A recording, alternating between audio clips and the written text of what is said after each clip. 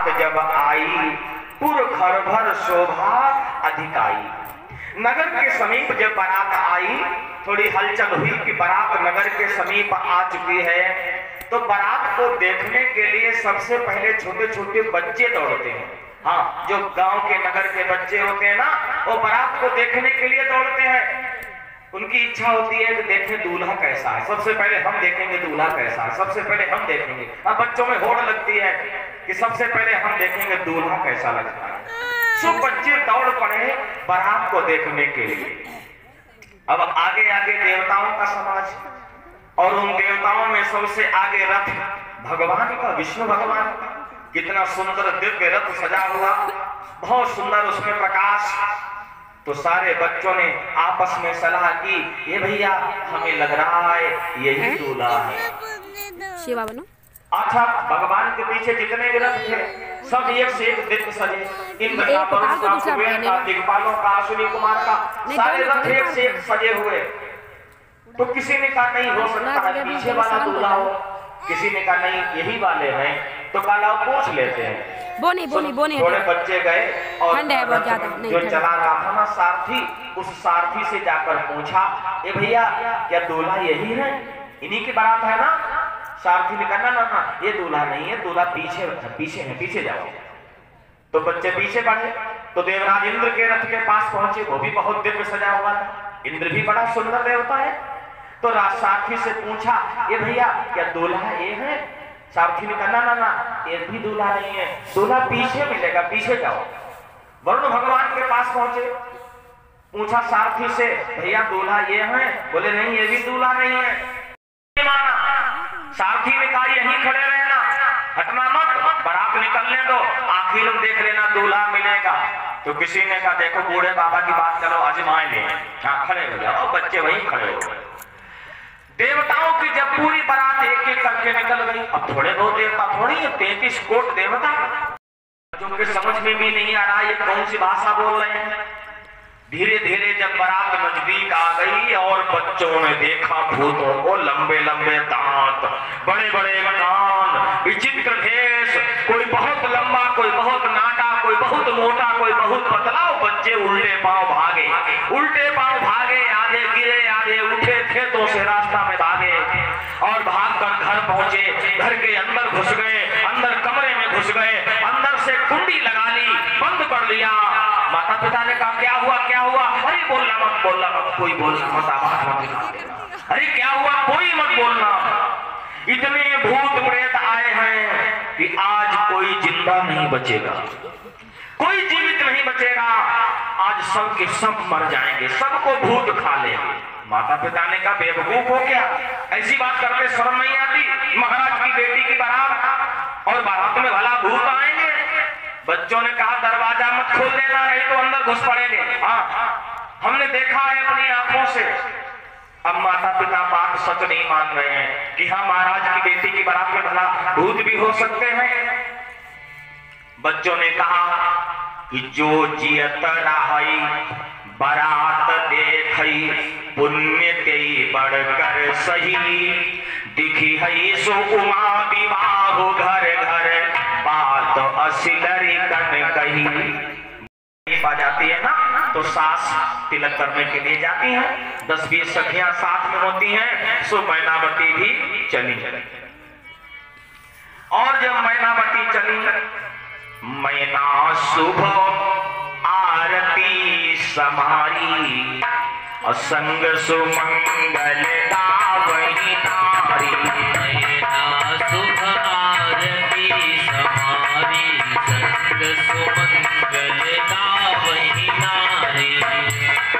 मैना शुभ आरती समारी, संग सुमंगल गावही नारी।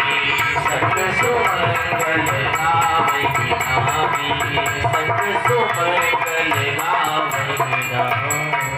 मंगल गीत गाती हुई सखियां जा रही हैं मैनावती के साथ महादेव की अगवानी करने के लिए।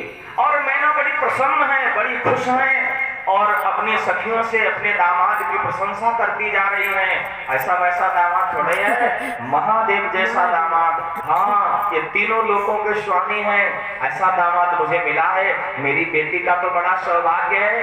अब खूब प्रशंसा करती हुई जा रही है। और जब आगे पहुंची तो आगे था देवताओं का समाज।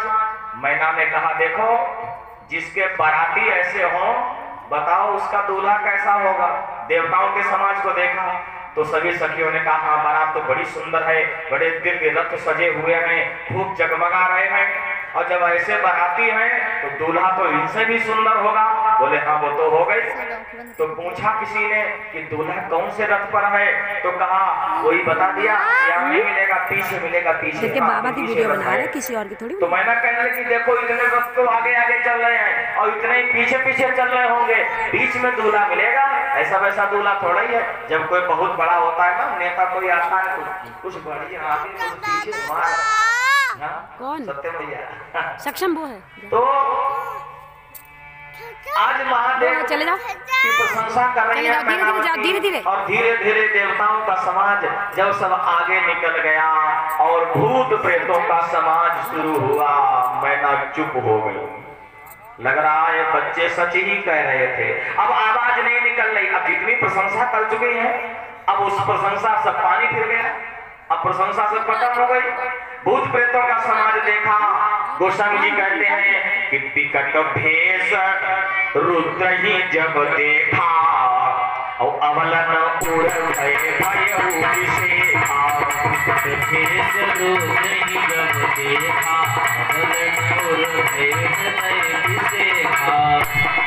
मैना शुभ आरती सवारी संग सुमंगल गावै नारी, संग सुमंगल गावै नारी, संग सुमंगल गावै नारी। जैसे ही देवताओं का समाज निकला और भूत प्रेतों का समाज प्रारंभ हुआ, मैना ने देखा तो हृदय में डर बैठ गया, लेकिन खड़ी रही।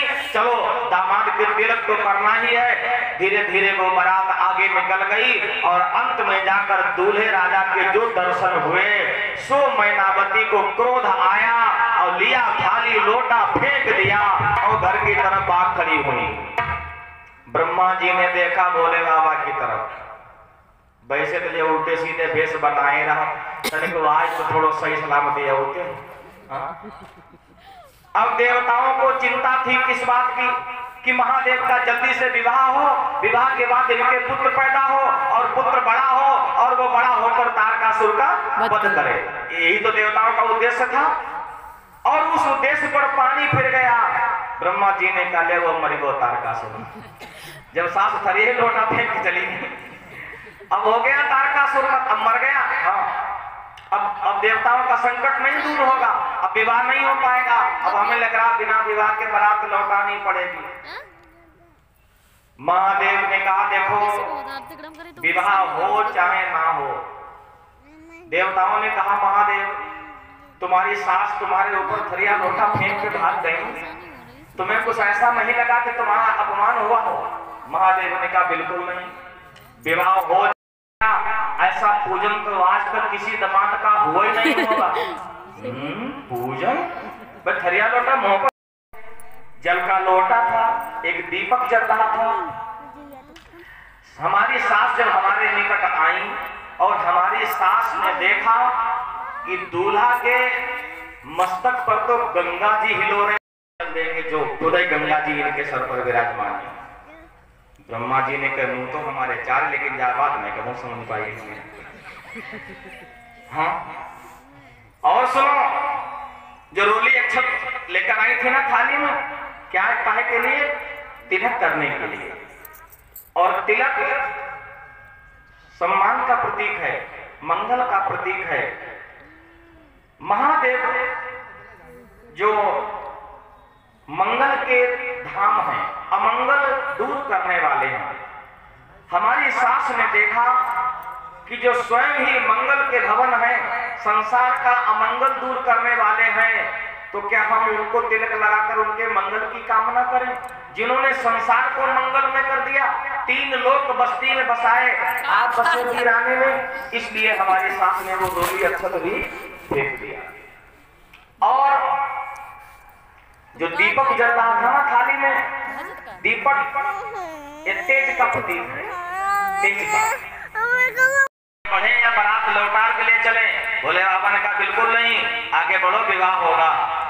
आगे बढ़े, बारात पहुंची नगर में और पूरे नगर में खबर हो गई कि बारात में आदमी नहीं आए, भूत प्रेत आए हैं। पूरे नगर में खबर पहुंच गई और मैनावती का हाल खराब हो गया। मैनावती गालियां देने लगी। किसको मालूम किसको देने लगी? बारात में गालियां किसको मिलती हैं? अगर तनिक बारात में कोई कमी हो जाए तो बारात में गालियां किसको मिलती हैं जानते हो?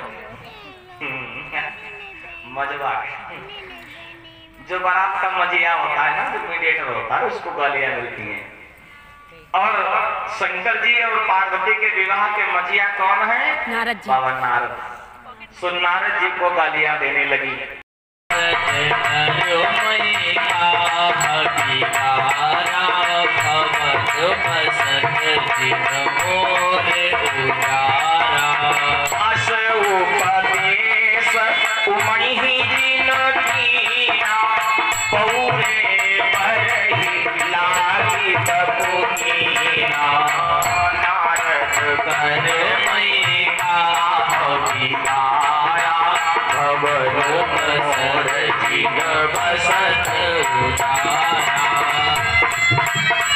नदी में डूब जाऊंगी लेकिन ऐसे वर के साथ विवाह नहीं करूंगी।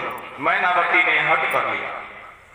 अब विचार करें, दूल्हा की सास बारात दरवाजे पर खड़ी हो, बैंड बाजा बज रहा हो और दूल्हा की सास कह दे कि बिटिया के लेके हम आगे भले जल जाए, जाके सब बियाह नहीं करें, क्या स्थिति होगी? बताओ वहां क्या स्थिति होगी? अब तो सबसे ज्यादा चिंता ब्रह्मा जी। ब्रह्मा जी सबसे देवताओं में बड़े हैं ना, सबके एक तरह से अभिभावक भी हैं देवताओं के। और ब्रह्मा जी को चिंता शंकर जी के विवाह की कम है, ब्रह्मा जी को उस राक्षस के मरने की चिंता ज्यादा है कि विवाह नहीं होगा तो शंकर जी के पुत्र नहीं होगा, और जब पुत्र नहीं होगा, महाराज कार्तिकेय का जन्म नहीं होगा, तो तारकासुर का वध कौन करेगा? संत कर रहे हैं, जय जयकार हो रही है। और महाराज महादेव ने पार्वती का पाणी ग्रहण किया। पार्वती का हाथ महादेव ने अपने हाथ में स्वीकार किया। देवताओं ने पुष्पों की वर्षा की, धुंधुली बनने लगी और जय जयकार होने लगी। बोलो शंकर भगवान की जय हो। बहुत ही आनंद आए महादेव के पास, हाथ जोड़कर प्रार्थना करने लगे और कहने लगे, प्रभु नाथ उमा मम प्राण सम, हमारी बेटी हमें प्राणों के समान प्रिय है। गह किंकरी करे हो, आप इसको अपनी सेविका बना लेना, अपनी दासी बना लेना, इतना हमारा निवेदन है। और अगर इससे कोई गलती हो जाया करे, कोई भूल हो जाया करे, तो इसको क्षमा कर दिया करना। अभी भोली भाली है, अभी ग्रह कार्य में दक्ष नहीं है, इसको क्षमा कर दिया करना। कितनी प्यारी बात होती है जब किसी कन्या का पिता अपने दामाद से प्रार्थना करता है कि मेरी बेटी भोली भाली है, अगर इससे कोई गलती हो जाए तो क्षमा कर देना। शायद इस बात को दामाद जीवन भर याद रखेगा ना कि जब विदा हो रही थी तो हमारे पिताजी ने हाथ जोड़े थे, लेकिन आजकल हम लोग ऐसा करते कहाँ। बेटी को जब विदा करते हैं, बेटी का भाई जब बैठाता है गाड़ी में और बहन गले मिलकर रोने लगती है, तो भाई पहले तो शांत कराता रहता है और बाद में कहता है क्यों रो रही हो, चुप बैठो, अगर कोई बात हो जाए तो फोन कर देना, थोड़ा सा आराम हो जाए। वो बेटी कभी ससुराल में जाके दबती नहीं है, फिर वो कभी नहीं, तभी तो रिश्ता बिगड़ते हैं। हम रामायण पढ़ते तो हैं, कथा सुनते तो हैं, लेकिन उसका अनुसरण नहीं करते। राजा हिमांचल से हमें शिक्षा लेनी चाहिए कि जब हम अपनी बेटी की विदा करें तो अपने दामाद से कैसे प्रार्थना करें। अरे वो तुम्हारा नहीं था बेटा। महाराज हिमांचल ने हाथ जोड़े और कहा इसको क्षमा करके रहे। डॉगी का था।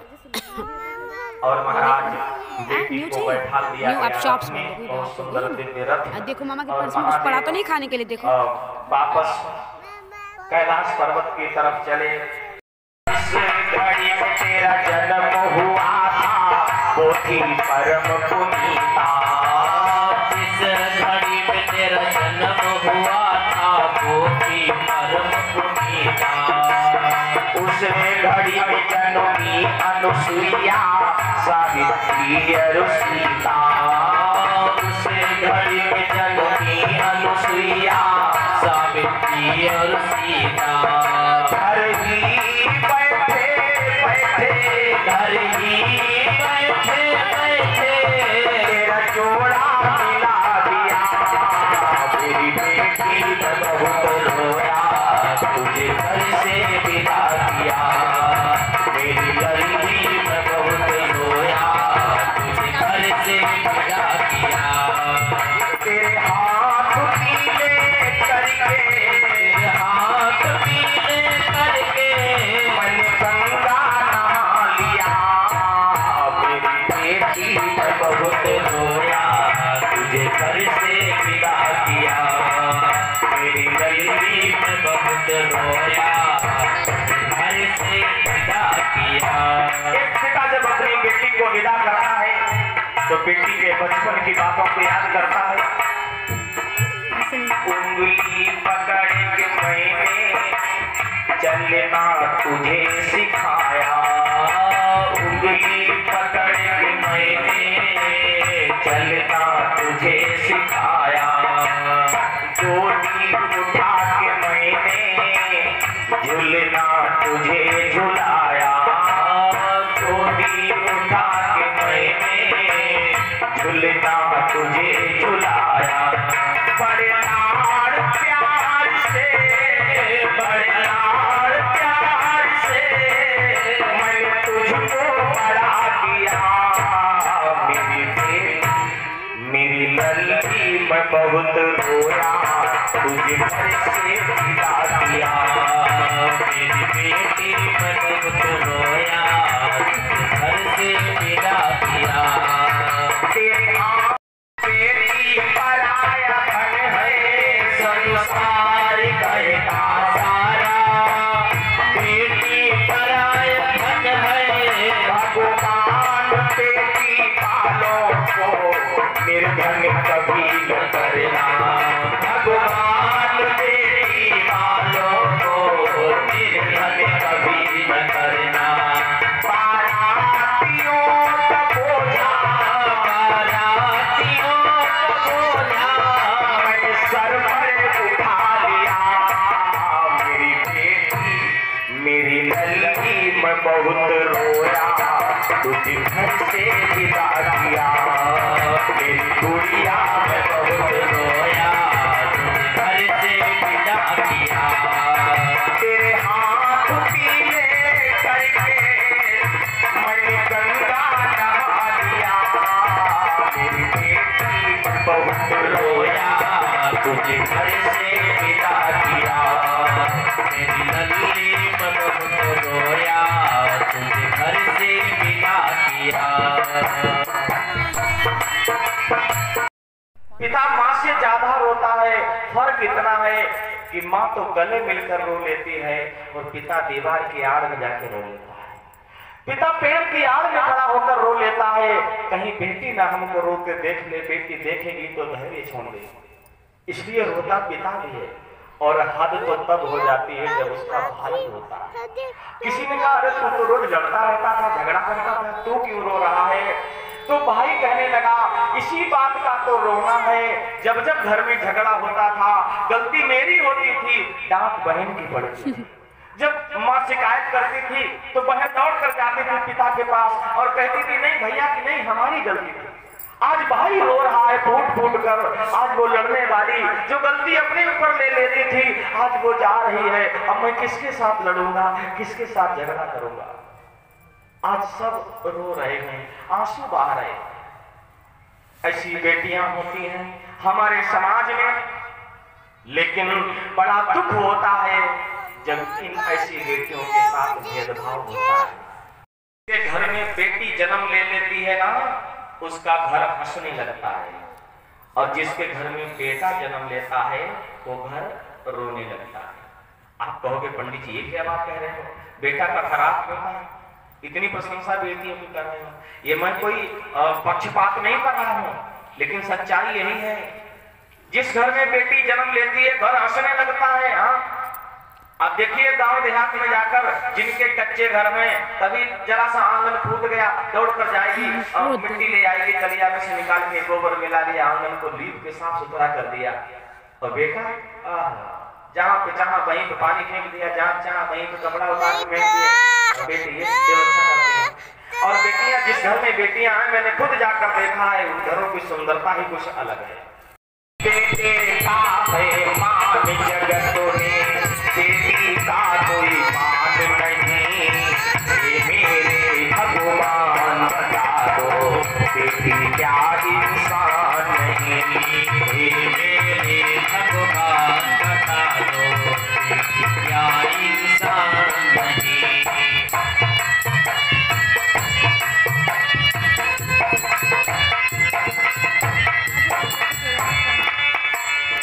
लड़का जब पैदा होता है खुशियाँ खूब मनाते हैं, नारी सोहर मंगल गाती बोले दागे जाते हैं।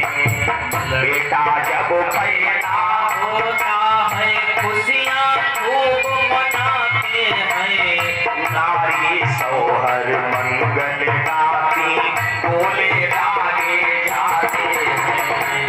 लड़का है संतान पिताता, लड़की क्या संतान नहीं, ये मेरे भगवान बता दो, बेटी क्या इंसान नहीं, ये मेरे भगवान बता दो, बेटी क्या संतान नहीं। बेटे का है मान जगत में, बेटी का कोई मान नहीं, ये मेरे भगवान बता दो, बेटी क्या संतान नहीं।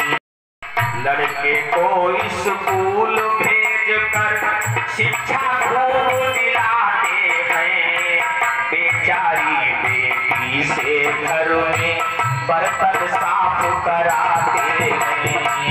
कितनी दुर्दशा है आज भी हमारे समाज में बेटियों की। बेटा अगर जन्म ले ले तो व्यवस्था करते हैं अच्छे से इंग्लिश मीडियम में पढ़ाएंगे, और बेटी तो प्राइमरी स्कूल खिचड़ी वाला उसमें पढ़ा देंगे, जहाँ इनको कलेक्टर बनना है। यार ये सोच है हमारे समाज की। लेकिन याद रखना, इतिहास उठाकर आप देख लो, जितना नाम हमारे देश का रोशन बेटों ने किया है, उतना ही बेटियों ने भी किया है। बेटियां कहीं पीछे नहीं है, चाहे वैदिक काल हो, चाहे आदिकाल हो, चाहे मध्यकाल हो, चाहे वर्तमान का काल हो, बेटियां भी कहीं पीछे नहीं है। लेकिन फिर भी इन बेटियों के साथ आप भेदभाव करते हो। लड़के को स्कूल भेज कर शिक्षा खूब दिलाते हैं, बेचारी बेटी से घर में बर्तन साफ कराते हैं। बेटा है संतान पिताता, बेटी क्या संतान नहीं, हे मेरे भगवान बता दो, बेटी क्या इंसान नहीं, मेरे भगवान बता दो, बेटी क्या संतान नहीं। चला कर दिया पापा बैठ देखो। पिताजी आपने जब मेरा विवाह किया हम तो वहाँ बड़े खुश थे, अच्छा घर वर मिल गया, सुंदर घर पर पाकर मेरे पिता ने खुशी मनाई, सुंदर घर पर पाकर मेरे पिता ने खुशी मनाई। पर दहेज की खातिर बन बैठे टिकट कसाई, ये दहेज की खातिर बन बैठे टिकट कसाई। रात बिना सब ताना मारे, रात बिना सब ताना मारे, छीन लिया आनंद किराने में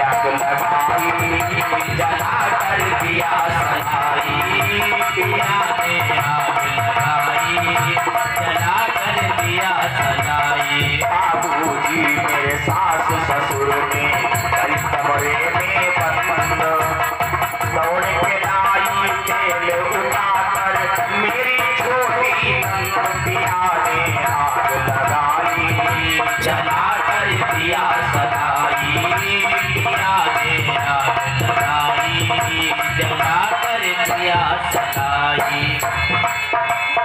इस दहेज की खातिर मेरे पिता पे आई गरीबी, इस दहेज की खातिर मेरे पिता पे आई गरीबी। सास ने मांगी फ्रिज कूलर, ससुर ने मांगी टीवी, सास ने मांगी फ्रिज कूलर, ससुर ने मांगी टीवी।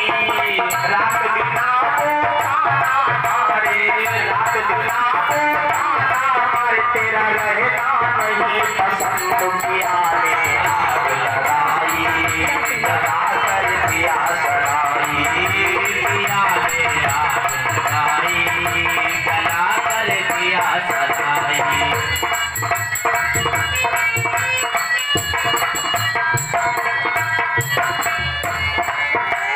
इतना कहते कहते उस बेटी के प्राण कंठगत आ गए और वो अंत में कहने लगी, बस इतना ही कहकर मेरी बंद हो रही वाणी, बस इतना ही कहकर मेरी बंद हो रही वाणी। साची सुने सभी कही है, झूठी नहीं कहानी, साची इसमें सभी कही है, झूठी नहीं कहानी।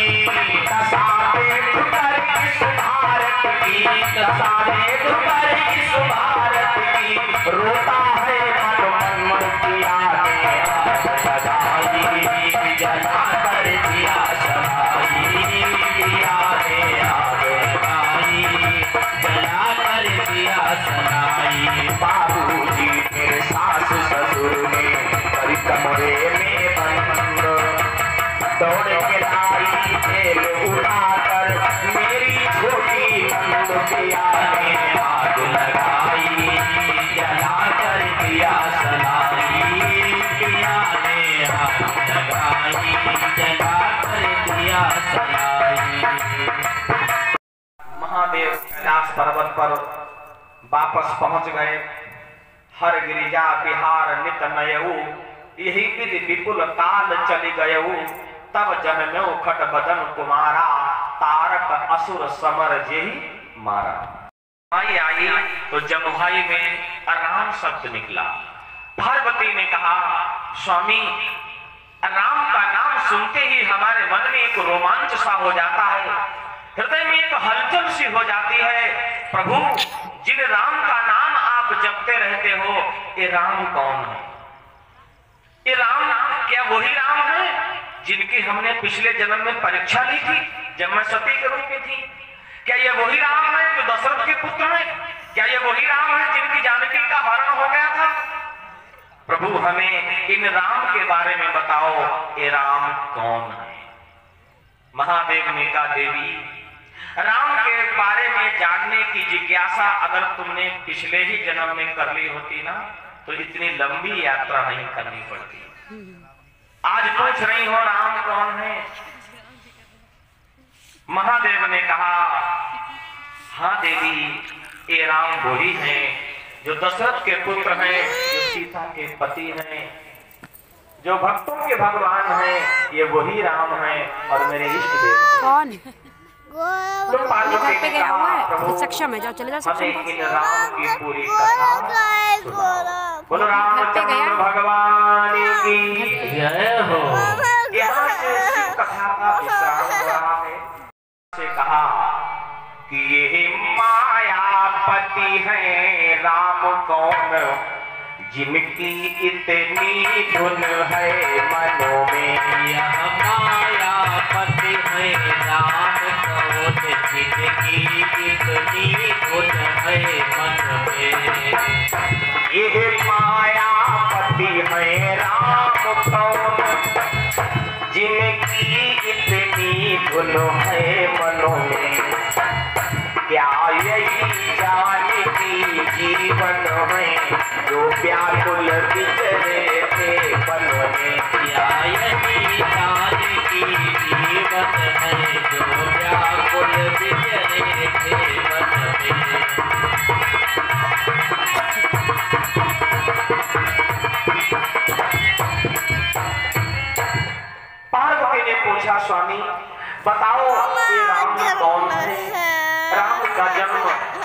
हुआ, कब हुआ, क्यों हुआ, कहाँ हुआ, इस सारी कथा हमें सुनाओ। महादेव ने कहा चलो देर से आई दुरुस्त आई, मैं ये कथा पिछले जन्म में तुमको सुनाना चाहता था, मैं कथा सुना रहा था और तुमने कथा नहीं सुनी। जब मैं कथा सुना अभी बताऊंगी। उस समय हवाई जहाज देख रही थी और कल के मैंने कथा सुनाई थी, लेकिन चलो देर से आई खैर दुरुस्त आई। अब तुमने कथा सुनने की जिज्ञासा की है तो मैं तुम्हें कथा अवश्य सुनाऊंगा। पार्वती ने कहा प्रभु बताओ, गंदी बात मत करो, सोच मत रखो। इनका जन्म कैसे हुआ, कब हुआ, कहाँ हुआ और आओ क्यों गोदी हुआ? में। इनकी पूरी कथा हमें सुनाओ। घर पे नहीं, अभी 1 घंटे बाद चलेंगे। महादेव ने कहा देवी राम एक नहीं है, क्या होता है? राम अनेक। चुप जाओ आप बच्चे। कहेंगे ऐसा भी है? हाँ, गोस्वामी जी खुद कहते हैं चुप। कई राम है और कई रामायण है। रामायण भी बहुत है। रामायण 100 अपारा, 100 करोड़ रामायण की चर्चा आती है और कहीं पर कोटि माने प्रकार होता है, तो रामायण 100 अपारा माने 100 प्रकार की है। तो रामायण एक जो रामचरितमानस केवल यही रामायण नहीं है, 100 प्रकार की रामायण हमारे संतों ने बताई है। और इसी तरह से राम, तुलसीदास के राम और हैं और कबीरदास के राम और हैं। कबीरदास कहते हैं राम नाम का मरम है आना, दशरथ सुत तिहु लोक बखाना। माने संसार दशरथ के पुत्र को राम कहता है, ये राम वो असली राम नहीं है, राम तो कोई और चीज है, राम तो और दिव्य शक्ति है। इन राम से ऊपर भी एक और राम है। क्यों? एक वो राम है जिन राम के नाम का जाप राम जी स्वयं करते हैं, तो इसका मतलब कोई राम और है। हाँ, जैसे ये ब्रह्मा विष्णु महेश ये 3 देवता है ना, इनके ऊपर भी एक ब्रह्म है, एक परमात्मा है। हाँ, इन 3 से भी ऊपर। चाहे तो यूं कह लीजिए भगवान विष्णु के 24 अवतार हैं, 24 अवतार माने गए हैं, हमारे संतों ने कहा है। उन्हीं में राम का अवतार है, कृष्ण है, परशुराम है, बुद्ध है, आदि आदि है, मत्स्य अवतार है, कच्छप अवतार है, बराह अवतार है, नरसिंह अवतार है, परशुराम अवतार है। इस तरह से 24 अवतार भगवान के हैं। और किसके हैं? भगवान विष्णु के। तो भगवान विष्णु जब अवतार लेते हैं किसी देवता के रूप में, मानो भगवान विष्णु का अवतार श्री राम जी हैं, तो राम जी का जब जन्म हुआ माने राम जी के रूप में भगवान विष्णु आए, तो ऐसा नहीं है कि भगवान विष्णु खत्म हो गए हो, कहीं चले गए हो, उनकी सत्ता खत्म हो गई हो। भगवान विष्णु तो बने रहे, उन्हीं के अंश से राम जी का अवतार हो गया। भगवान विष्णु तो बने रहे। राम के बाद में फिर द्वापर आता है, कृष्ण का अवतार हुआ, तो राम अपनी लीला करके अपने धाम को चले गए, राम जी का स्वधाम गमन हो गया और फिर कृष्ण जी का जन्म हुआ, माने भगवान विष्णु का अवतार भगवान कृष्ण है। तो भगवान कृष्ण जब आए तो सोचो विष्णु जी कहीं चले गए हो? ना, कहीं नहीं चले गए, वो तो रहे। तो इन सब देवताओं के ऊपर जो एक परम सत्ता है, जो परम पिता है, वो अलग है।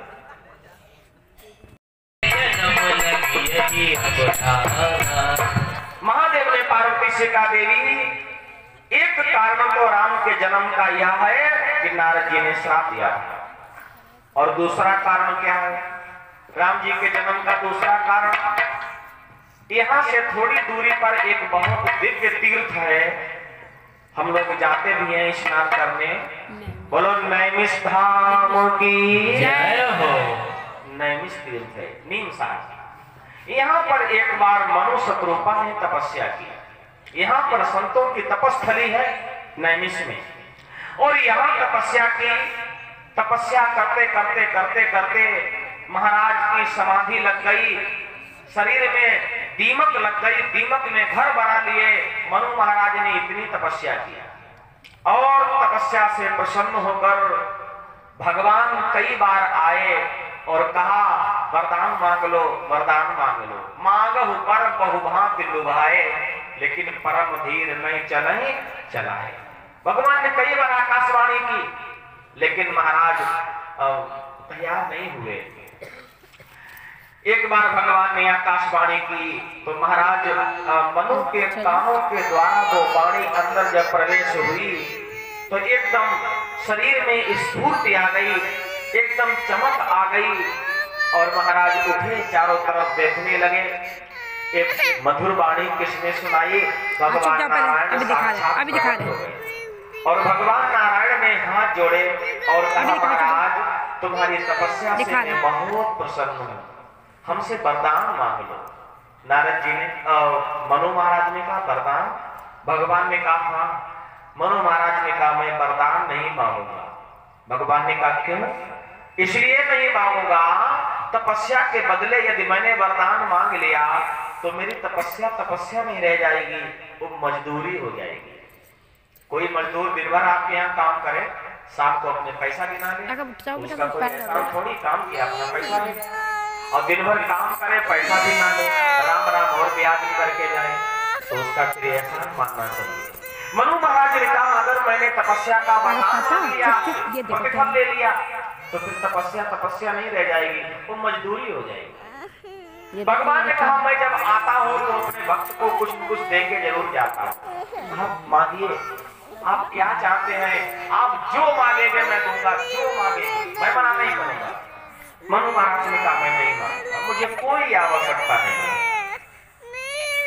तो भगवान शत्रुपा के पास गए, मनु की पत्नी के पास, और शत्रुपा से जाकर निवेदन किया देवी महाराज को समझाओ और इनसे कहो कि हमसे कुछ मांग लें। बहुत बार भगवान ने कहा तो शत्रुपा ने मनु महाराज को समझाया और कहा राजन जब भगवान देना चाहते हैं, स्वयं चलकर आए हैं, तो क्यों ना कुछ मांग लीजिए। मनु महाराज ने कहा अच्छा इसका मतलब तुम्हारी भी इच्छा है। शत्रुपा ने कहा प्रभु भगवान जब स्वयं कह रहे हैं तो कुछ न कुछ ले लीजिए। अगली बार भगवान फिर आए और फिर भगवान ने कहा मांगो बर बहुभांति लुभाए। फिर भगवान ने कहा प्रभु मांग लीजिए, मैं आपको देना चाहता हूँ। तो मनु महाराज ने कहा कि जो मैं मांगूंगा वो दोगे? भगवान ने कहा अवश्य दूंगा, ऐसा कुछ भी संसार में नहीं है जो मैं आपको ना दे सकूं। मनु महाराज ने कहा सोच लेना, अगर मैंने मांगा आपने नहीं दे पाया तो बात ठीक नहीं होगी। भगवान ने कहा आप मांगो, क्या मांगना चाहते हो? तो मनु महाराज ने क्या मांगा? दान शिरोमणि कृपा निधि नाथ कहो सती भाव, चाहो तुम ही समान सुत प्रभु सन कवन दुराव। प्रभु यदि आप हमें देना चाहते हो, आप हमसे प्रसन्न हो, तो अपने समान एक पुत्र दे दो, अपने समान। जैसे आप हैं ना, अपनी छवि का एक पुत्र हमें दे दो। भगवान ने कहा तो बड़ा संकट, तो बड़ा असमंजस मांग बैठे। भगवान ने कहा महाराज एक की जगह दो पुत्र मांग लो, लेकिन ये बाध्यता ना रखो कि वो हमारे समान हो। भगवान कहते हैं मैंने इस संसार में कितने लोग बनाए, लाखों करोड़ों असंख्य लोग बने, क्या कभी आपने ऐसा देखा एक का चेहरा दूसरे से मिलता हो? सबके चेहरे अलग अलग, रूप शील गुण स्वभाव चाल ढाल आचरण व्यवहार सब अलग अलग। एक पिता के चार बेटे हैं तो चारों का स्वभाव अलग अलग। भगवान ने कहा जब मैंने आज तक एक जैसा दूसरा बनाया ही नहीं, तो अपनी तरीके का पुत्र मैं कैसे दे दूं? मनु महाराज ने कहा अगर अपनी तरह का पुत्र नहीं दे पा रहे हो तो फिर मुझे मत दो, मुझे कुछ नहीं चाहिए। क्यों खड़े हो, जाओ, लौट जाओ। भगवान ने कहा लौट जाए? मनु महाराज ने कहा हाँ, अब जब नहीं दे पा रहे हो तो जाओ। अब देखो विचार करने की बात। जन्म जन्म मुनि जतन कराही, अंत राम कहूं आवत नाही। संत महात्मा पूरा पूरा जीवन तपस्या करते रहते हैं, भगवान की झलक नहीं मिलती देखने। आज भगवान स्वयं दरवाजे पर खड़े हैं और भक्त क्या कह रहा है? भाग जाओ, जब नहीं दे पा रहे तो जाओ, लौट जाओ। खुदी को कर बुलंद इतना, खुदा बंदे से खुद पूछे बता तेरी रजा क्या है। तपस्या अगर करो, पूजा अगर करो तो इतनी उच्च कोटि की करो कि भगवान स्वयं देने के लिए मजबूर हो जाए। महाराज ने मना किया तो भगवान शत्रुपा के पास गए, फिर पत्नी के पास गए। ऐसा होता है ना, घर के मालिक से जब बात नहीं बनती है तो फिर आदमी नंबर लगाता है होम मिनिस्टर का। हाँ ये तो बड़े खूबसूरत है, वो बड़ी प्यारी है, वो मान जाएंगे। हाँ तो शत्रुपा के पास गए भगवान, और भगवान ने हाथ जोड़े और कहा देवी महाराज को समझाओ और महाराज से कहो कि एक की जगह हमसे 2 वरदान मांग लें, लेकिन ऐसा ना मांगे जो मैं ना दे पाऊं। अपने समान में पुत्र कैसे दे पाऊंगा? देवी आप ही बात को संभाल पाएंगी। महाराज मांग नहीं रहे थे तो आपके कहने से मांग लिया। अब आप उनको समझा दीजिए और कह दीजिए कि इसके अलावा कुछ मांग लें। शत्रुपा ने हाथ जोड़े और कहा प्रभु ना जाने किस इच्छा से उन्होंने मांगा, वो तो मांग ही नहीं रहे थे, हमारे कहने से उन्होंने मांग लिया और अब हम उनकी इच्छा में जाकर बाधा बने। हम उनसे कहें ये नहीं वो दूसरा मांग लो। नहीं प्रभु ये हम नहीं करेंगे, आप दे पाओ तो दे दो और नहीं तो कोई बात नहीं। अच्छा भगवान के लिए कौन सी चीज असंभव? भगवान तो परीक्षा ले रहे थे। भगवान ने शत्रुपा से कहा धन्य हो देवी, तुमसे मैं बहुत प्रसन्न हूँ, आपने बड़ी सुंदर बात कही, अब आप भी हमसे कुछ मांग लो। महाराज ने जो मांगा वो तो हम देख लेंगे, आप कुछ मांग लो, मैं उतना ही प्रसन्न आपसे हूँ क्योंकि आपने भी उतनी तपस्या की है। जो पति तपस्या करता है और उस पति की तपस्या के लिए समय निर्धारित करना, व्यवस्था करना, ये पत्नी का काम होता है। तो पति को जितना फल तपस्या करने से मिलता है, पत्नी को उतना फल बिना पूजा के मिल जाता है। क्योंकि बहुत से घर ऐसे भी तो हैं जिनकी पत्नियां बड़ी कलेशी हैं, तो पतियों का मन ही नहीं लगता पूजा में, टाइम ही नहीं लगता है। और बहुत सी पत्नियां ऐसी हैं सुबह जल्दी उठा देंगी, हाँ देखो जाने से पहले आधा घंटा पूजा पहले कर लेना, हाँ मैंने सब तैयारी कर दी, पूजा की थाली भी धुल दी, लोटा में जल भर के रख दिया, धूप बत्ती, हाँ सब व्यवस्था है, अब पूजा करके घर से निकलो। ऐसी भी देवियां हैं। तो उन देवियों को खाली व्यवस्था करने से फल मिल जाता है। भगवान ने कहा देवी तपस्या तुमने भी की है, तुम भी कुछ मांग लो, हम तुमसे भी बहुत प्रसन्न हैं। तो शत्रुपा ने बड़ा सुंदर उत्तर दिया और यह उत्तर हर भारतीय नारी को देना चाहिए। शत्रुपा ने कहा जो बरुनाथ चतुर नर मांगा और सोई कृपालु मोहि अति प्रिय लागा। हमें अलग से कुछ नहीं चाहिए, जो मेरे पति ने मांगा है वो भी पर्याप्त है, बस वही दे दीजिए। धन्य है ऐसी पत्नी। आजकल का समय होता भगवान अगर घर पे आ जाते, पति से कहते तुम अलग मांग लो, पत्नी से कहते तुम अलग मांग लो, तो विचार करो पति अलग मांगता कि नहीं मांगता? पत्नी अलग मांग लेती है। बेटे को मौका मिल जाता वो भी पीछे नहीं रहता, वो भी मांग लेता। हाँ? एक बार एक गृहस्थ के दरवाजे पर 3 कन्याएं आई। थोड़ा ध्यान से सुनना। 3 कन्याएं एक गृहस्थ के दरवाजे पर आई, आवाज लगाई बाहर से। गृहस्थ निकल कर आया, दरवाजे पर देखा 3 देवियां खड़ी हैं, 3 कन्याएं। गृहस्थ ने पूछा आप लोग कौन हैं? तो उन तीनों ने अपना परिचय दिया और कहा हम तीनों बहनें हैं, एक का नाम है सद्बुद्धि, एक का नाम है समृद्धि और एक का नाम है सफलता। कौन? सद्बुद्धि, समृद्धि और सफलता। 3 देवियां दरवाजे पर खड़ी थी। तो गृहस्थ ने पूछा आप लोग हमारे दरवाजे पर क्यों आए हैं? तो उन्होंने कहा हम तीनों भूखे हैं, भोजन करना चाहते हैं और हमारा नियम है कि एक घर में भोजन करेगी, दूसरी अगले घर में। आप बताओ हम तीनों में से किसको भोजन कराओगे? और जो तुम्हारे यहाँ भोजन करेगा अपने नाम के अनुसार आशीर्वाद देगा।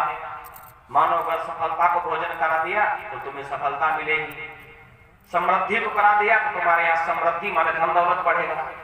बताओ किसको भोजन कराओगे? तो गृहस्थ ने कहा भाई ऐसे नहीं कह सकते हैं, भाई पहले घर में पूछ तो ले, क्योंकि बिना घर वाले की इच्छा से भोजन तो बड़ी दूर की बात। 1 कप चाय नहीं पिलाओगे पंडित जी को, पूछना पड़ेगा ना पहले। तो कहा पहले घर पे पूछ आए फिर बताते हैं आकर। अब गृहस्थ घर में गया, गृहस्थ ने अपनी पत्नी को बुलाया और कहा इधर आओ। हाँ क्या है? दरवाजे पर 3 कन्याएं खड़ी हैं, समृद्धि, सद्बुद्धि और सफलता। इन तीनों में से एक हमारे यहाँ भोजन करेगी और जो भोजन करेगी आशीर्वाद देगी। बताओ किसको भोजन करा दें? तो पत्नी ने कहा कि महाराज ऐसा करो समृद्धि को भोजन करा दो। पत्नी की इच्छा क्या होती है? घर में खूब धन दौलत भरा रहे, खूब सोना चांदी भरा रहे, खूब हम शॉपिंग करने जाएं, खूब हाँ खर्च करें, खूब नई नई साड़ियां पहने, खूब जेवर पहने, ये उनकी इच्छा होती है। तो उन्होंने कहा महाराज समृद्धि को भोजन कराओ। महाराज पति ने कहा अच्छा, गृहस्थ तो थोड़ा चतुर था, उसने सोचा लाओ बेटा भी बड़ा हो गया है, बेटा भी जब बड़ा हो जाए तो ना उसकी भी राय लेकर काम करना चाहिए। तो उसने अपने बेटे को बुलाया, ए भैया इधर आओ। हाँ पिताजी क्या बात है? दरवाजे पर 3 कन्याएं हैं, समृद्धि, सद्बुद्धि और सफलता। उन तीनों में से एक को भोजन कराना है, बताओ किसको भोजन करा दे? जो भोजन करेगी अपने नाम के आधार पे हमको फल देगी।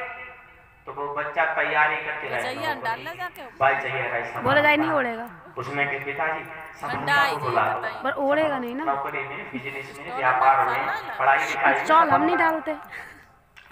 पत्नी कह रही है समृद्धि को बुलाओ, बेटा कह रहा है सफलता को बुलाओ। सो जाओ उसके बाद। गृहस्थ बहुत चतुर था। गृहस्थ ने कहा हमारे घर में ना तो समृद्धि की जरूरत है ना सफलता की जरूरत है, हमारे घर में सद्बुद्धि की आवश्यकता है। सद्बुद्धि यही कम है। बाहर गया और सद्बुद्धि से कहा बहन तुम चली आओ और तुम हमारे घर भोजन कर लो आकर। सद्बुद्धि ने कहा तुम बड़े चतुर हो, जहाँ मैं जाती हूँ ना वहाँ हमारी दोनों बहनें भी पीछे पीछे चली जाती हैं। बोलो शंकर भगवान की जय। और वो निकला जंगल के रास्ते से, उसको प्यास लगी थी तो उसने सोचा थोड़ी दूरी पर एक गांव दिख रहा था कि चलो इस गांव में चलेंगे और इस गांव में पानी मिल जाएगा पीने के लिए। तो वो गांव में पानी पीने के लिए वो रास्तागीर गांव की तरफ आया और जैसे ही वो गांव में घुसा तो क्या देखा, एक बड़ा सुंदर सा घर बना हुआ है और उस घर में चबूतरे पर एक बाबूजी कुर्सी पर बैठे हैं, चश्मा लगाए हैं और अखबार पढ़ रहे हैं। जो काम पहले कर ले समझ लेना पूरी प्रक्रिया। चश्मा लगाए हैं, कुर्सी पर बैठे हैं, अखबार पढ़ रहे हैं चबूतरे पर। और वो प्यासा रास्तागीर आया, उसने गली में खड़े होकर आवाज लगाई, लंबतदार राम राम। कोई टस से मत सुना। थोड़ा सा अखबार हल्का सा नीचे किया और भौं चश्मा के बीच से देखा और फिर अखबार ऊपर कर लिया। उसने राम राम करे, उत्तर भी नहीं दिया। उसने कहा बाबूजी बड़ी तेज प्यास लगी है, थोड़ा पानी हो तो पिला दो। कोई टस मत, अखबार पढ़ रहे हैं। वो कह रहा है हम प्यासे हैं। वो लोग कह रहे हैं कभी प्यासे से पानी पिलाया नहीं, बात अगर पिलाने से। त्रसित बार बिन जो तनु त्यागा और हुए तरह का सुधा पड़ागा। 2 घूंट पानी के बिना कोई प्राण त्याग दे और फिर उसे ले जाके अमृत के सरोवर में डुबोए तो जिंदा जी, तो मर चुका तो जिंदा जी। तो उसने कहा बाबूजी पानी पिला दीजिए। बाबूजी नहीं बोले। थोड़ी देर खड़ा रहा, 2 मिनट। उसने फिर आवाज लगाई, बाबूजी 1 लोटा पानी पिला दीजिए, बड़ी तेज प्यास लगी है, बिना पानी के प्राण निकल जाएगा। तो बाबूजी ने धीरे से अखबार नीचे किया और उसको घूर के देखा। माने बाबूजी ने ये सोचा क्या तुझे हमें पानी पिलाने वाला है? धीरे से अखबार नीचे किया, फिर ऊपर कर दिया, फिर पढ़ने लगे। उसने फिर आवाज लगाई, बाबूजी आपसे ही कह रहे हैं थोड़ा सा पानी पिला दीजिए। तो बाबूजी भी सोचने लगे लगना दुष्ट हटेगा नहीं पिला पानी। तो बाबूजी ने आवाज लगाई अपने नौकर को, ए छोटू इधर आओ। और छोटू कोई काम कर रहा होगा, आ रहे हैं बाबूजी, अभी आ रहे हैं 2 मिनट बाद। छोटू भी नहीं आया, इन्होंने अखबार भी नहीं हटाया, वो फिर खड़ा। थोड़ी देर के बाद फिर आवाज लगाई उसने, बाबूजी बड़ी तेज प्यास लगी है, अगर आप पानी ना पिलाओ तो मैं किसी दूसरे घर में जाके मांग लूं। तो इन्होंने अखबार हटाया, झुंझला कर बोले, बेवकूफ हो क्या, पानी पानी पानी, तुम्हारे लिए पानी पिलाने को आदमी बुलाया है, अभी आ जाएगा, अभी पानी पिलाने को 2 मिनट रुको, कोई काम कर रहा होगा। तो उसने कहा बाबूजी थोड़ी देर पहले तुम ही आदमी बन जाओ। बोलो शंकर भगवान की जय। तुम्हें आदमी बन जाओ, इसका भगवान का गुणानुवाद, भगवान का संकीर्तन करना चाहिए। आइए आज की कथा को यहीं पर विश्राम देते हैं और एक छोटा सा भजन, इसके बाद में आरती का स्वागत करते हैं। सभी मधुर मधुर तालियां बजाएं और हमारे साथ भगवान का संकीर्तन करें। देखो जो अकेले बोला जाता है वो होता है कीर्तन, और जो समूह में बोला जाता है वो होता है संकीर्तन। तो कीर्तन से संकीर्तन का महत्व ज्यादा है। आइए 4 लाइन का संकीर्तन और इसके बाद आरती का स्वागत करेंगे। एक संत ने कहा कि भगवान हमारे यहाँ कब तक नहीं आएंगे जब तक हम अपना हृदय पवित्र नहीं करेंगे। हमने आंगन नहीं बुहारा, हमने आंगन नहीं बुहारा, कैसे आएंगे भगवान, कैसे आएंगे भगवान। हमने आंगन नहीं बुहारा, आंगन नहीं बुहारा, कैसे आएंगे भगवान, कैसे आएंगे भगवान। अब तक गंगा पड़ा द्वारा, अब तक गंगा पड़ा द्वारा, कैसे आएंगे भगवान, कैसे आएंगे भगवान। हमने आंगन नहीं बुहारा, कैसे आएंगे भगवान, कैसे आएंगे भगवान, कैसे आएंगे भगवान, कैसे आएंगे भगवान। हृदय हमारा पिघल पाया जब देखा दुखियारा, हृदय हमारा पिघल न पाया जब देखा दुखियारा।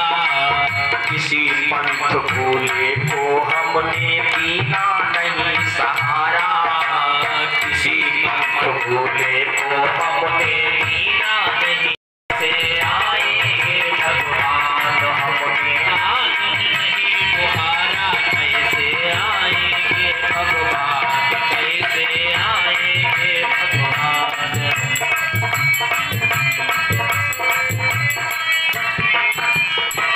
भगवान है कहाँ? हमारे संत कहते हैं कस्तूरी कुंडली बसे मग ढूंढे मन माही, ऐसे घट घट राम है दुनिया देखे ना। अंतर के पट खोल देख लो ईश्वर पास मिलेगा, अंदर के पट खोल देख लो ईश्वर पास मिलेगा। हर प्राणी के अंदर परमेश्वर का पास मिलेगा, हर प्राणी के अंदर परमेश्वर का पास मिलेगा। सच्चे मन से नहीं पुकारा, सच्चे मन से नहीं पुकारा, कैसे आएंगे भगवान, कैसे आएंगे भगवान। की जय हो। आइए सब लोग खड़े हो जाएं, भगवान की मंगल आरती का स्वागत करें। कल दिन में 2 बजे से यहाँ से आगे की कथा प्रारंभ होगी। मैया पार्वती महादेव से प्रश्न कर रही हैं कि राम कौन है। तो महादेव पार्वती को राम जी की कथा सुना रहे हैं, राम जी के जन्म के विषय में, इनका जन्म कैसे कब और कहाँ हुआ। तो कल दिन के बेला में 2 बजे से आप कथा श्रवण करेंगे। आरती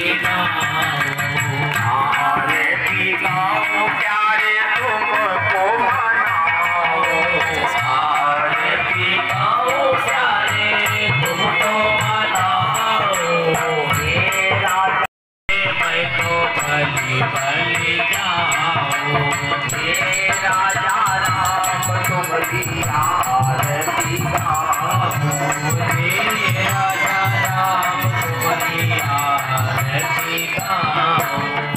चरण से निकली गंगा प्यारी, चरण से निकली गंगा प्यारी, गंगा ने तारी है दुनिया सारी, गंगा ने तारी है दुनिया सारी। उन्हें चरणों को मैं तो शीश झुकाऊं, उन्हें चरणों को मैं तो शीश झुकाऊं। हे राजा राम तुम्हारी आरती गाओ, हे राजा राम तुम्हारी आरती गाऊं। राम तुम्हारी आरती गाऊं। दास के नाथ आप हो, दास के नाथ आप हो। सुख दुख जीवन प्यारे साथ आप हो, सुख दुख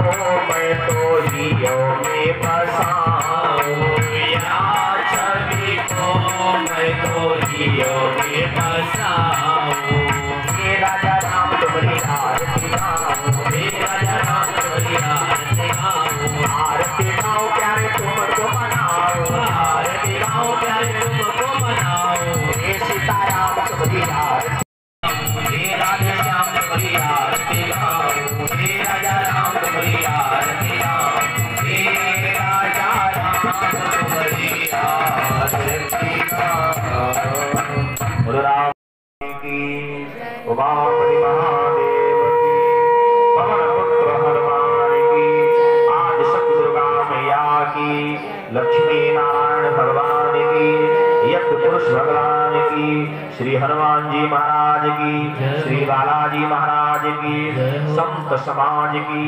भक्त समाज की आज के आनंद की सभी भक्तों की उनके माता पिताओं की कथा में आने वालों की कथा में न आने वालों की धर्म की अधर्म का प्राणियों में विश्व का नमः पार्वती पतये हर हर महादेव जय जय श्री राधे सर्वे भवन्तु सुखिनः सर्वे सन्तु निरामयाः सर्वे भद्राणि पश्यन्तु मा कश्चित् दुःखभाग् भवेत् ओम शांति शांति शांति।